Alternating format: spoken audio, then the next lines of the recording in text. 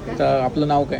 कोमल निमशे. तर नेमकं आमच्याकडे यायच्या आधी नेमकं काय त्रास होता आणि किती दिवसापासून होता? मला 7 ते 8 महिन्यापासून त्रास होता टाचदुखीचा ओके. आणि खूप जास्ती पेन व्हायचं. मला चालता सुद्धा येत हां, नव्हतं. त्यानंतर मी स्टिरॉइड घेतलं, सगळं झालं, ओके. तरी तो त्रास तसाच होता. इथे म्हणजे आले- टाचेमध्ये इंजेक्शन वगैरे घेतलं हो. आधी? ते पण झालेलं. किती दिवसापासून होतं? तरी टाचेमध्ये इंजेक्शन मी 2-2.5 महिन्याआधी म्हणजे फेब महिन्यात घेतलं इथे ओके. यायच्या आधी. हां. तरी पण तो दुखणं तसंच होतं आणि खूप जास्ती पेन होत होतं. ओके.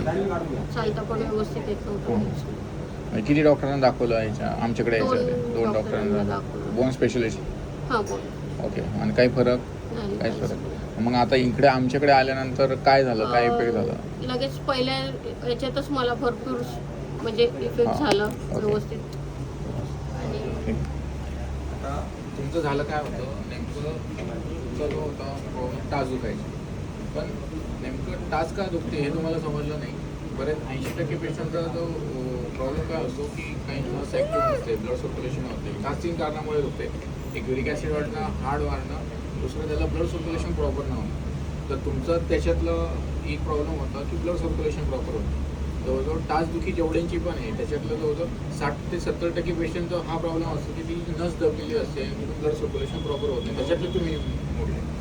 आता तुमच्यासारखे बरेच पेशंट असे असतात ते स्टेरॉइड घेतात, युरिक ॲसिडवरती ट्रीटमेंट करतात, हाडवाढीवरती इलाज करतात, पण तुमच्यासारखे इलाज किंवा भेटत नाही किंवा रिझल्ट भेटत नाही.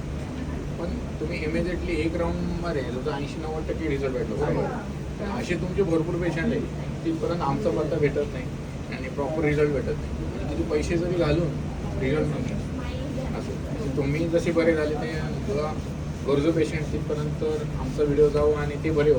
हो, खरंच खरंच बाकी काही सांगू इच्छिता?